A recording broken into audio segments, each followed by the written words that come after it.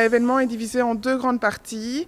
La première partie est purement ce qu'on appelle le salon des études avec les différentes universités et hautes écoles qui vont présenter une conférence générale sur le fonctionnement des études après le secondaire. Et la seconde partie est le salon des études et le salon des métiers. On aura d'un côté, dans la pièce ici, les représentants des hautes écoles, universités qui vont pouvoir interagir avec tous nos étudiants sur leurs questions plus précises par rapport à leur projet de vie. Et dans le hall de l'Athénée, nous aurons alors les différents représentants des métiers, des anciens de l'école, mais aussi parfois simplement nos connaissances, qui viennent alors représenter leur métier, expliquer, partager leur expérience avec nos étudiants. Je suis ici pour l'année prochaine car je ne savais pas trop ce que je voulais faire. J'hésitais entre psychologie et logopédie et je viens ici pour voir un petit peu les options, les sections qu'il y a, pour voir un peu où je vais aller à Lumons, vu que je sais bien qu'il y a plusieurs universités, du coup voilà.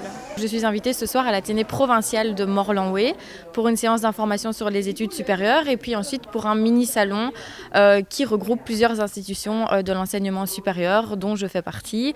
Et je suis là aussi aujourd'hui pour représenter la Haute École Condorcet étant donné que nous avons notre implantation de Morlanway juste en face de l'Athénée ce soir. On trouve que c'est un événement important pour nos élèves. Donc vu la condition sanitaire, on a au départ décidé de le faire en distanciel. Mais on a eu la chance d'avoir le code jaune qui a été déclaré ici à la rentrée des vacances de carnaval. Et donc on a pris la décision de le faire en présentiel afin que les élèves soient plus tentés de venir et de participer.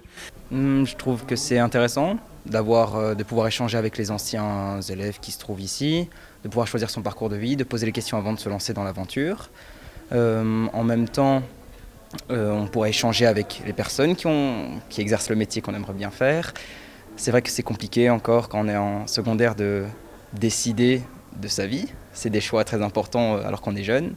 Et je pense que ça peut m'aider d'échanger, de découvrir et que ça peut vraiment m'apporter beaucoup. Alors dans les préinscriptions, on a un peu plus de 60 étudiants qui sont inscrits. On sait très bien que dans les étudiants, on a certainement des malades qui ne vont pas venir. Et on a déjà vu plusieurs étudiants qui ne s'étaient pas inscrits, qui sont restés à l'école en nous voyant préparer. Donc on espère avoir une 70aine d'étudiants et certainement des parents qui vont les accompagner.